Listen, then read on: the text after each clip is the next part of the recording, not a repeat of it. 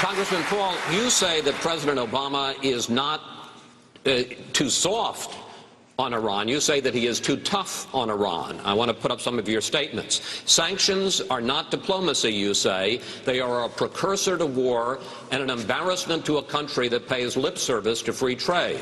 As for Iran's nuclear ambitions, you wrote this: one can understand why they might want to become nuclear capable, if only to defend themselves and to be treated more respectfully. Is that your policy towards Iran? Well, even our own CIA gives me this information that they have no evidence that they're working on a weapon. Just think of what we went through in the Cold War. When I was in the Air Force, after I was drafted in the Air Force, all through the 60s, we were standing up against the Soviets. They had like 30,000 nuclear weapons with intercontinental missiles. Just think of the agitation and the worrying of a country that might get a nuclear weapon someday, and just think of how many nuclear weapons surround Iran.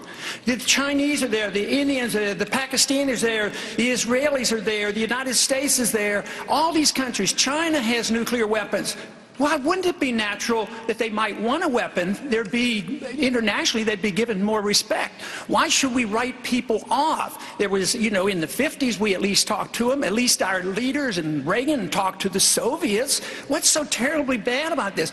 And countries that you put sanctions on, you are more likely to fight them. I say a policy of peace is free trade, stay out of their internal business, don't get involved in these wars, and just bring our troops home.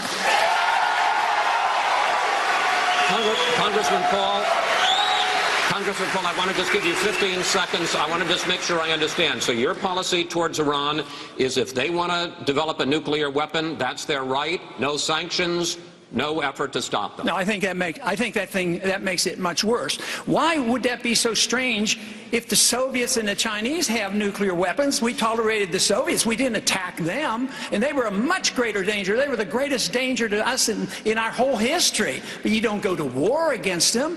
I mean, this whole idea of sanctions, all these pretend free traders, they're the ones who put on these trade sanctions. This is why we still don't have trade relationships with Cuba. It's about time we talk to Cuba and stop fighting these wars that are about 30 or 40 years old.